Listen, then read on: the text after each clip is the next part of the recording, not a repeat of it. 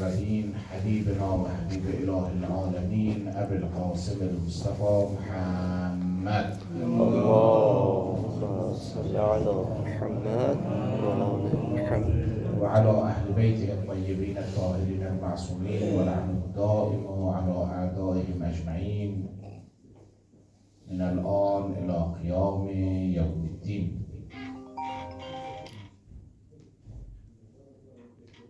هدیه به ارواح اموات و گذشتگانتان و با امید قبولی طاعات و عبادات و روزه های من در این ماه مبارک رمضان سنوات دیگری هم ختم کنید. اللهم صل علی محمد و آل محمد.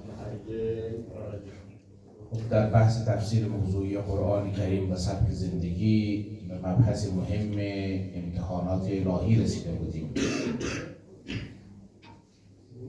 در امتحانات الهی عرض شد که یکی از ارکان امتحان گیرنده است که امتحان گیرنده خداست. تفاوت‌های میان امتحان گیرنده دنیایی و امتحان گیرنده امتحانات خدایی را با همدیگر مرور کردیم. بعد عرض شد که دومین رکن امتحان خود ما هستیم. عرض شد که در امتحان شونده 3 شرط لازم است که این 3 شرط باید وجود داشته باشد تا امتحان الهی در مورد او بتواند محقق شود.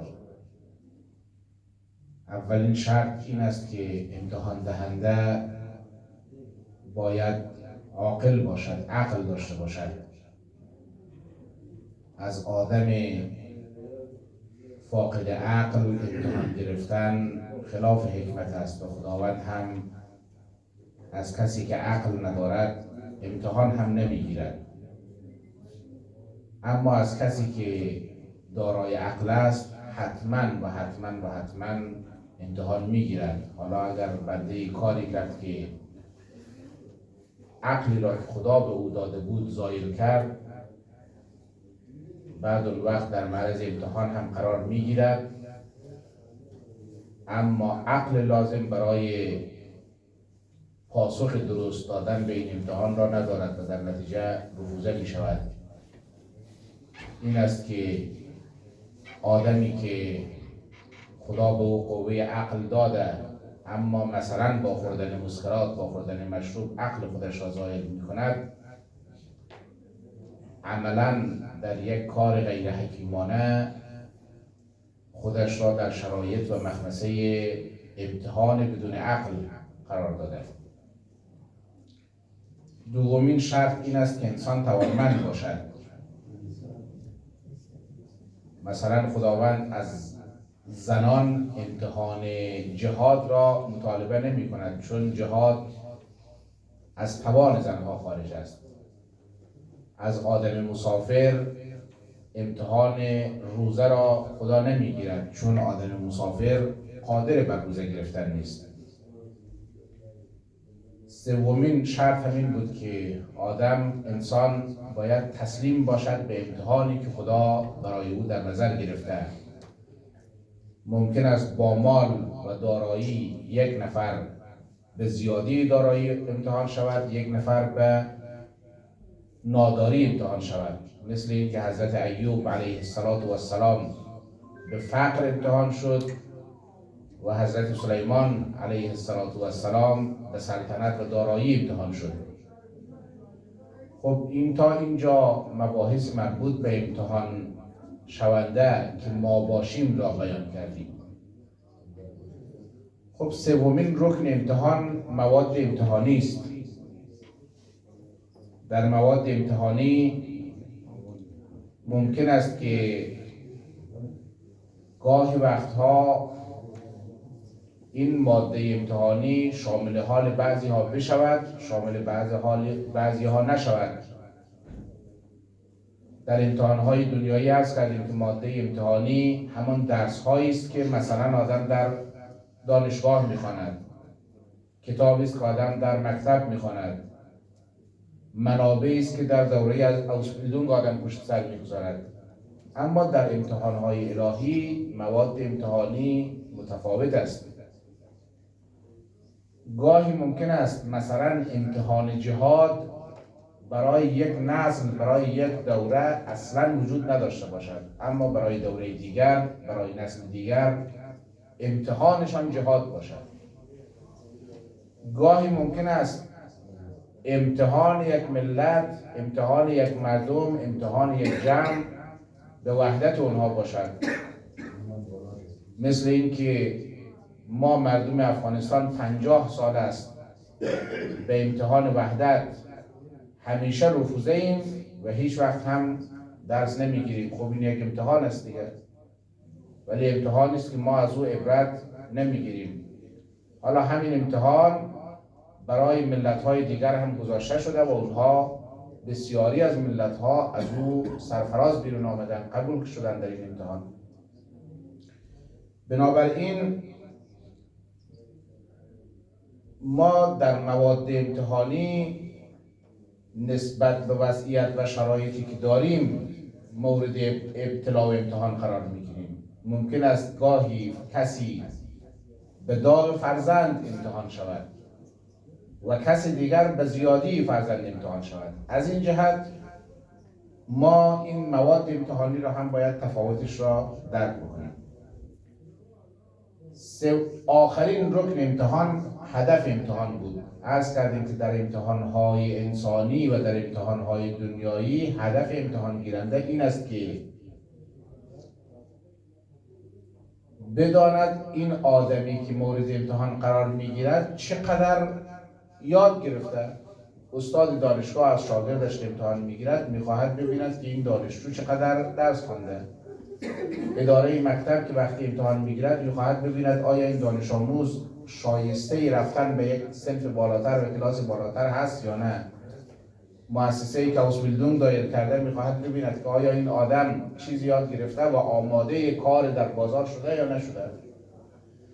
اما در امتحان‌های الهی چند هدف مورد توجه هست که غیر از این چیز هست.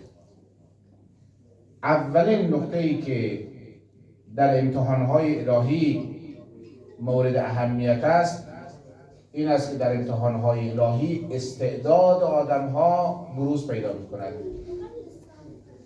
مثلا فرض کنید که در یک واقعه‌ای مثل واقعه عاشورا اگر آدم‌ها مورد امتحان واقع نمی‌شدند، آیا یک آدمی در وزن اجتماعی جون که غلام سیاه‌چرته‌ای بود به این درجه از رشد می‌رسید؟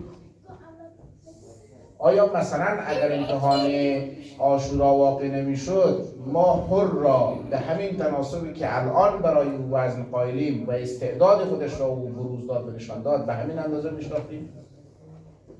مثل این را ما در دنیای معاصر خودمان هم می‌بینیم.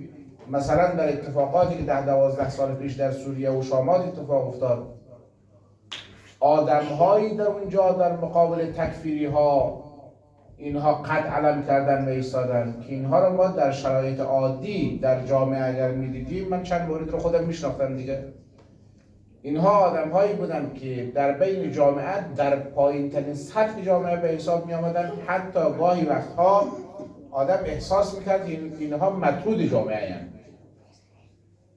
اما در یک امتحانی پیش آمد، اینها در این امتحان اون ظرفیت حقیقی خودشان را نشان دادن، تبدیل شدن به قهرمان‌هایی که این قهرمان‌ها در میدان‌های مبارزه دارای درجات بسیار رفیع شدن، خیلی رشد کردن، هم از نظر معنوی رشد خودشان را نشان دادن و هم از نظر توانایی‌های عملیاتی و میدانی رشد خودشان را نشان دادن.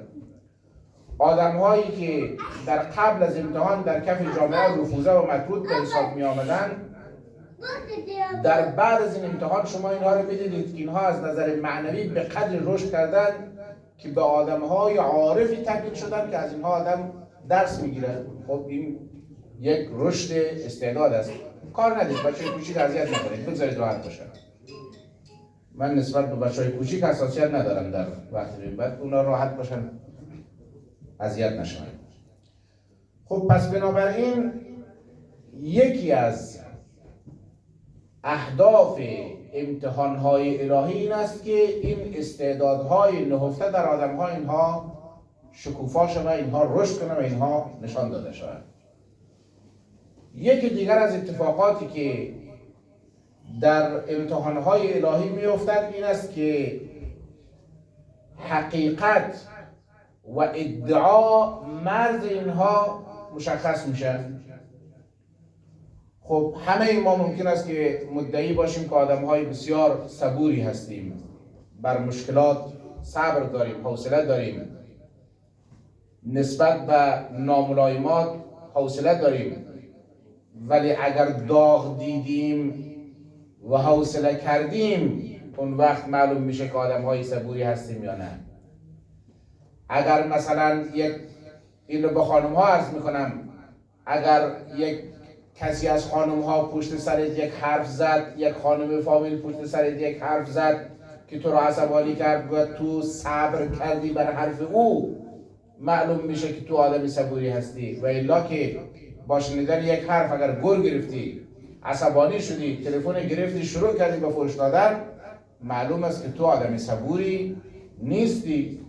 هرچند که ادعا بکنی که من آدم صبوری هستم، هرچند که ادعا بکنی که من آدم خویشتن‌داری هستم. پس این که ادعاهای ما مطابق با واقعیت است یا خلاف واقعیت، این در این امتحان‌ها پیدا میشه. گاهی وقتا آدم در معرض امتحان قرار میگیره، در معرض امتحان از این قبیل قرار میگیره که مثلا یک غیبتی از آدم شده، کسی دیگه غیبت آدم را کرده، این به گوش ما میرسه. آیا ما نسبت به او صبر و حوصله و خویشتن‌داری نشان میدیم یا عصبانی میشیم؟ یک نفری به ما یک جایی توهین میکنه، آیا ما کظم غیظ میکنیم مثل امام کاظم علیه السلام خشممون رو فرو میبریم یا بلافاصله برمیگردیم و کشیده میزنیم به صورت طرف؟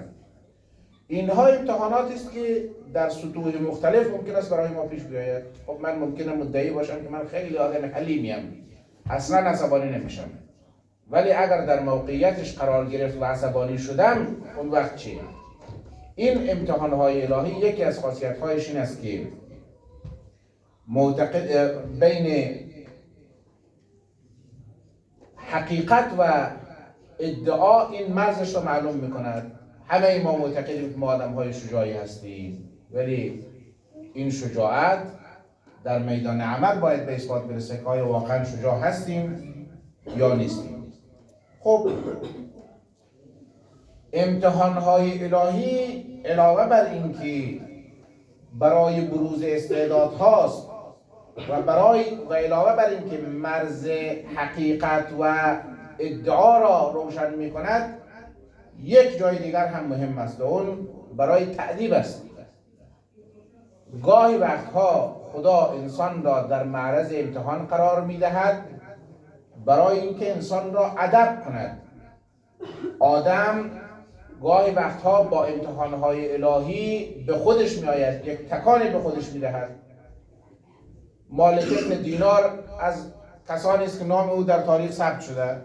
آدم بسیار اهل گناهی بوده، مشروب خور، اهل هر جور گناهی که شما فکرش رو بکنید. خب خدا به او دختری داد که این دختر خیلی هم شیرین زبان بود. این مالک ابن دینار خیلی این دخترش رو دوست داشت. خب دختر تازه رشد کرده بود. اون وقتی بود که پدر از این دیدن دخترش لذت می‌برد، این دختر از دنیا رفت.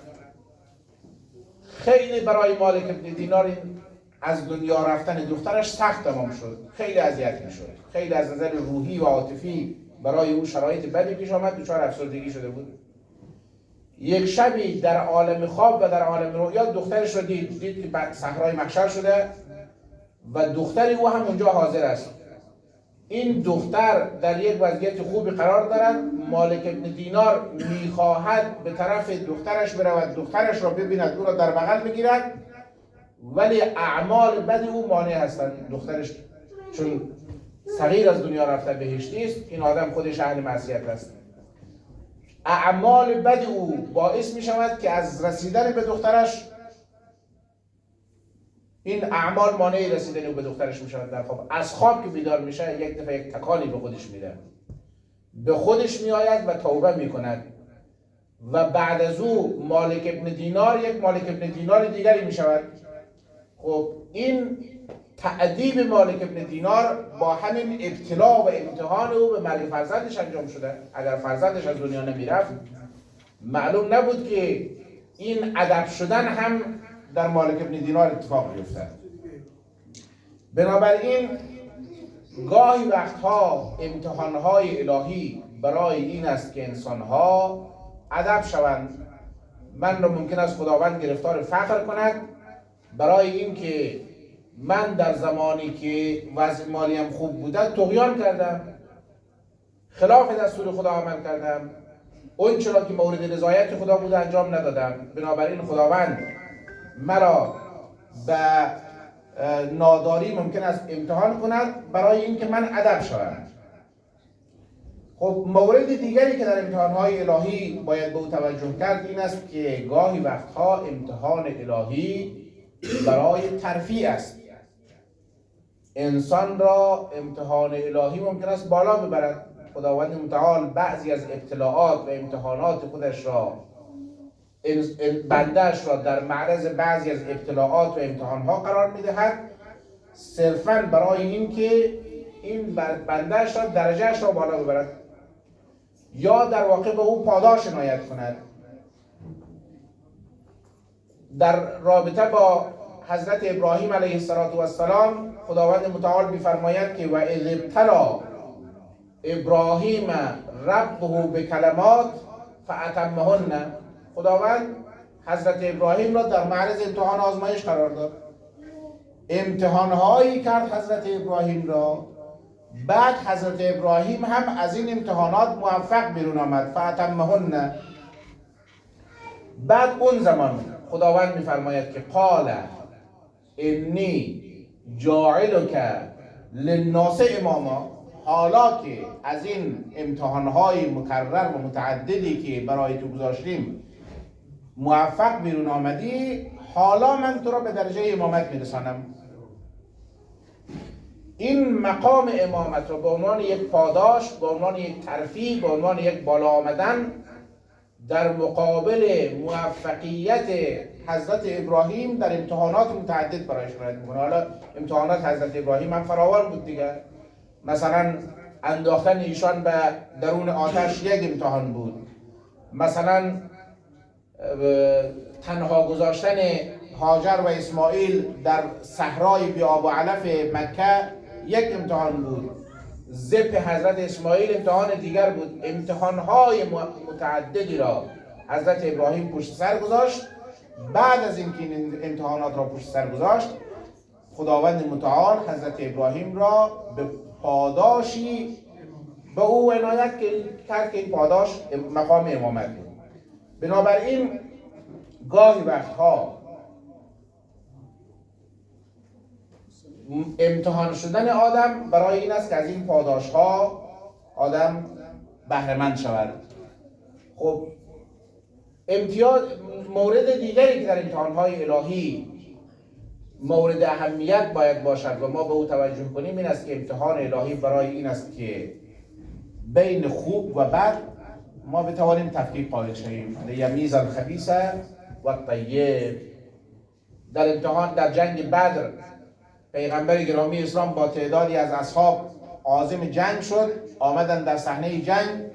خب جنگ هم به نفع مسلمین تمام شد. بعد که اینها برگشتن مدینه یک عده آمدن اطراف پیغمبر، خب خیلی هم اظهار خوشحالی کردن. بعد گفتن حیف شد که ما نبودیم، اگر ما می بودیم چنین و چنان میکردیم، اگر ما می بودیم کوه را به زمین میزدیم. پیغمبر فرمود خب حالا اشکال نداره، بازم فرصت پیدا میشه. یک سال بعد جنگ احد واقع شد. پیغمبر یکی یکی آدم فرستاد دنبال اینها، دنبال هر کدام از اینها که پیغمبر آدم فرستاد هر کدام یک بهانه‌ای کرد. یکی گفت مثلا من بار شترم فلان جای، یکی گفت من زراعتم چنین شده، یکی یک بهانه دیگری آورد، یکی گفت من خانواده‌ام نیاز به سرپرست داره. هر کسی یک بهانه‌ای آورد. در حادثه عاشورا هم همین اتفاق افتاد. در اون شب عاشورا، اون شبی که دیگه فردا روز عاشورا بود و امام یاران خودش رو جمع کرد در اطراف خودش و اون صحبت رو برای اونها کرد، یک عده‌ای بودن که تا همون شب هم در لشکر امام بودن، اما اون شب یک چیزهایی رو بهانه کردن. یک روایت بسیار معروف است که این روزه شب عاشورا هم از همون روایت است. راوی از کسانی است که اون میگوید که من در لشکر دشمن بودم، وقتی که دیدم قطعی شد جنگ آمدم اجازه گرفتم از عمر سعد، آمدم در لشکر سید الشهدا، شب هم تا فردا با او ماندم. بعد همون شب خود راوی هم خودش هست میگوید که رفتیم خدمت سید الشهدا، سلام کردیم و چنین کردیم. بعد سید الشهدا از ما پرسید که چیکار آمدید؟ گفتیم آمدیم که یک سلامی عرض کنیم و احوالت رو بپرسیم. بعد امام به ما گفت که خب چیکار میکنید با من؟ مالک بن نضر راوی این روایت میگه که ما عرض کردیم که ما والله خیلی دلمون میخواد به شما کمک کنیم، ولی حقیقتش اینه که ما بدهکاریم، خلاصه باید دین مردم رو بدیم، زن و بچه امام در بی سرپرستن، نیاز به چی دارن. بعد امام فرمود که خب برید شما، یعنی من به یاری شما کاری ندارم. میخوام بگم که یک عده‌ای هم در عاشورا اینطوری بودن، در دوران ما هم همینطوری است. یک عده‌ای هستن که اینها در معرض امتحان و ابتلا که قرار میگیرن بهانه‌گیریشون شروع میکنن به بهانه‌گیری کردن. در حوادث مثلا شامات که در 12 سال پیش تکفیری ها مسلط شده بودن در عراق و در شامات، ما فراوان می‌دیدیم طلبه هایی بودن که حاضر نبودن بچه های خودشان بروند برای دفاع، ولی برای بقیه حاضر بودن. این رو می‌خواستن، یعنی در امتحانی که برای خودشان واقع میشد این امتحان را حاضر نبودن که انجام بدن. برعکس در جنگ بدر یک عده‌ای بودن که در جنگ خیلی خوب هم جنگیدن ولی شهید نشدن. بعد از جنگ وقتی که برگشتن به مدینه با پیغمبر عرض می‌کردن که ما آرزوی شهادت داشتیم، در این جنگ نشد، انشاءالله جنگ بعد، و در جنگ بعد هم رفتن. یک عده اینجوری امتحان پس میدن. پس یکی از فواید امتحان‌های الهی این است که بین خوب و بد تشخیص باید بدیم. فمنهم من قضا نحبه و منهم من ینتظر. این آیه مربوط به همین آدم‌هایی است که در جنگ بدر اینها آمدن در محضر پیغمبر حضور پیدا کردن، جنگ خوبی هم کردن اما شهید نشدن. بعد که از جنگ برگشتن به پیغمبر عرض کردن که ما منتظر فرصت بعدی هستیم برای شهادت. فمنهم من قضا نحبه و منهم من ینتظر. ما منتظریم تا باز فرصت امتحان پیش بیاید، ما در این امتحان شرکت کنیم و در این امتحان هم کامیاب شویم. بنابراین از جمله فواید یا اهداف امتحان‌های الهی یکیش این است که خوب و بد را ما بتوانیم تشخیص بدهیم. الان ما و شما با همدیگر اینجا بنشینیم، با همدیگر بتوانیم که بین شریح قاضی و بین هر تفکیک قائل شویم، ببینیم شریح قاضی چجور از امتحان بیرون آمد و هر چجوری از امتحان بیرون آمد. بین اون فرمانده لشکریانی که نهر علقمه را فرماندهی میکرد علیه امام حسین، اسمش الان یادم رفت، بین او و مسلم ابن اوسجه و حبیب ابن مظاهر ما بتوانیم تفکیک بکنیم که دو تا پیرمردی بودن که این دوتا به تنهایی با مشکلات خودشان را از کوفه توانستن برسانند به صحرای کربلا. اون لحظه ای که وارد صحرای کربلا میخواستن شوند، کرور آدم به سمت لشکر عمر سعد میرفت. یک وقتی دیدن که دو تا اسب سوار هم به طرف لشکر سید الشهدا میاد. حضرت زینب سلام الله علیها پرسید که این دوتا کیه؟ گفتن که این دوتا مسلم ابن اوسجه و حبیب ابن مظاهره. خیلی خوشحال شد، از همونجا یک قاصدی فرستاد سر راه اینها که از اینها تقدیر و تشکر بکنه. ولی حبیب آدمی که اهل دل باشد، آدمی که امتحان میتونه خوب پس بده، از اسب پیاده شد، خودش را خاک به سر روی خودش ریخت و عرض کرد که ببینید که کار خانواده پیغمبر به کجا رسیده که اینها به آدمی چون حبیب هم الان دلشان خوشحال شده.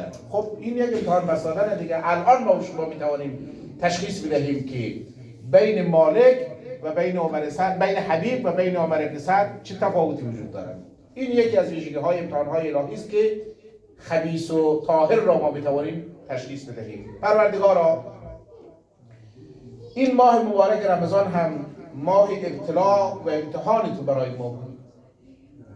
ما در این ماه امتحان شدیم به این که آیا اهل تمردیم خدای ناکرده یا اهل اطاعت از تو هستیم. ماه رمضان هم به آخر خودش رسیده. پروردگارا، ما را جزو موفقین در امتحانهای خودت در این ماه مبارک رمضان قرار بده. پروردگارا، تا رمضان سال آینده ما را در امتحانهای خودت همچنان موفق بدار. عبادتهای ناقابل ما به لطف و کرم خودت قبول بگردان. پروردگارا، تا ما را نیاموزیدی از این دنیا مبر. این ماه رمضان را ماه مغفرت و آمرزش همه ما قرار بده. پروردگارا، دعاهای ما در این ماه مبارک رمضان به درجه اجابت برسان. پروردگارا، کسانی که به گردن ما حق دعا دارند یا از ما طلب دعا کردند، حوائج مشروعهشان برآورده به خیر بفرما. پروردگارا، حوائج مشروعه خود ما هم برآورده به خیر بگردان. پروردگارا، حسن عاقبت برای خود ما و فرزندانمان عنایت بگردان. پروردگارا، اموات و گذشتگان همه ما غریق دریای رحمت خودت بفرما. پروردگارا، از ثواب توسلات و نزولات ما هدایایی از نور بر ارواح اموات و گذشتگانمان عاید واصل بگردان. پروردگارا، قلب مطهر امام زمان از همه ما راضی و خوشنود بفرما. در این آخر ماه مبارک رمضان و در این شبهای آخر ما را مشمول دعاهای خیران حضرت قرار بده و از مقدم سازان ظهورش محسوب بگردان. الی ارواح المؤمنین و المؤمنات، رحم الله من قرأ الفاتحه مع الاخلاص و الصلوات. اللهم صل على محمد و آل محمد و عجل.